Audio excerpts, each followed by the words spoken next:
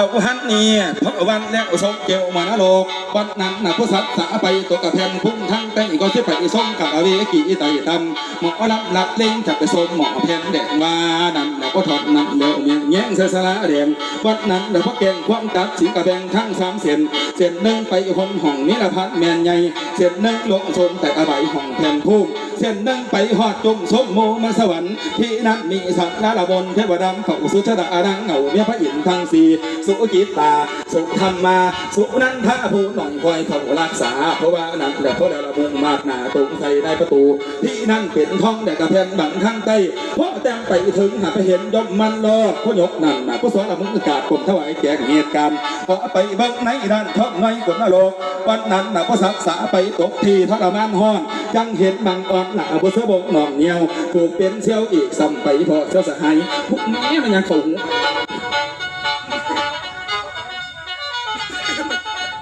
โอ้ยนี่ละตัวกำมาแล้วตัวบุญครับผมเอาฮักนี่ไปเที่ยวพระสหายหนักผู้ขาดเลยแล้วเอาต่อมันก็เลยหลงตัวสุธรรมาสุนันทาผู้หน่อยคอยเขาก็รักษาเพราะว่าอันนั้นแหละเพราะเดี๋ยวเราบุกมาหนาตรงใส่ในประตูที่นั่นเป็นท้องเด็กกระเพนบังทางใต้พ่อแต้มไปถึงหาไปเห็นย่อมมันรอเพราะยกนั่นนะผู้สอนเอามือกาบกดถวายแกงเหตุการณ์ก็ไปเบิ้งในด้านท้องน้อยขุนโลกวันนั้นนะผู้ศักษาไปตกทีทรมานห่อนจะให้บังอ่อนหลังผู้สะบกนอนเหนียวพวกเป็นเชี่ยวอีกสั่นไปพอเชี่ยวสหายผู้นี้พระหลวงอยากไปเบิ้งหมอขุนโลกลูกของโยมพีบังทัพญาองค์ไทยก็จะไปส้มหมอเฮ็ดมาอารมมาเมื่อนาโลกนั้นนาอยู่ทั้งไต่แผ่นดินเขาอันเร็วละโซเบียนใหญ่สั่นหลอกหลอดจักรวาลย่อมเพียงบังในประตู4 คนตันหนาถือดำบองสีกะเราเล็กหอกแต่ขนาดสัตว์ในหน่อยในหันบนไหวเพราะเมื่อไปหอดข้ายยืนเบิ่งไฟแดงลูกเป็นแสงลำแล้ววิลาวนเสียงห้องเสียงข้างเสียงไห้ในตรงโลกใหญ่ไล่ให้ออกต้นไม่ฟังขาไล่ตีอยากโปเห็นนั่นหนาแห้งนั่นเร็วละโปเห็นซดเล็กเติมตอดกี่มาขาดดึงไปไฟในเขาลำโลกลองร้อยในหันกลายเป็นผักเลี้ยนหลอนลองร้อยไหววันอัศจรรย์เอาโอสุดหัดน้อยสิลองก่อนสัมก่อนนา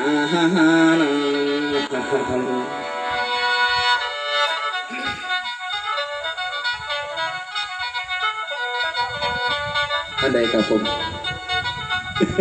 ว่าอย่างเป็นผักควันก่อนวา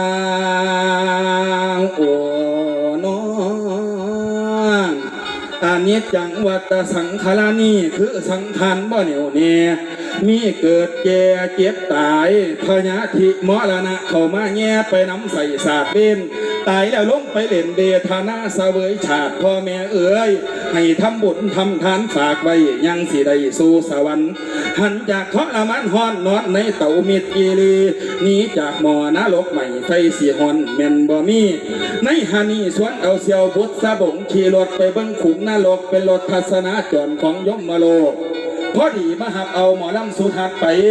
ไปหอดหน่วยที่หนึ่ง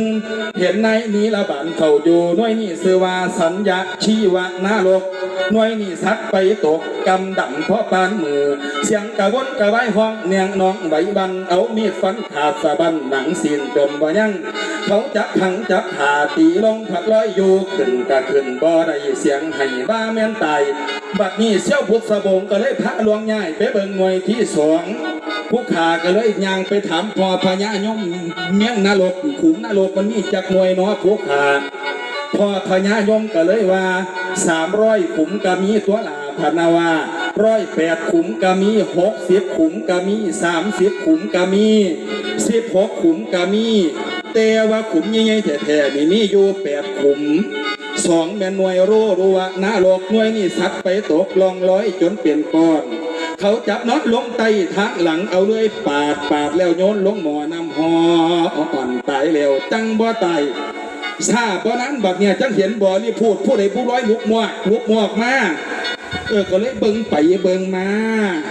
เบิ่งไปผัดแมนหมอลำผู้ยิ่งผู้ยืนอยู่นี่ล่ะเพิ่นผัดห้องใส่ผู้ขาแม่พ่อซอยหนองเนี่ยไอ้สุทัศน์เอ้ยซอยหนองเนี่ยผัดนะ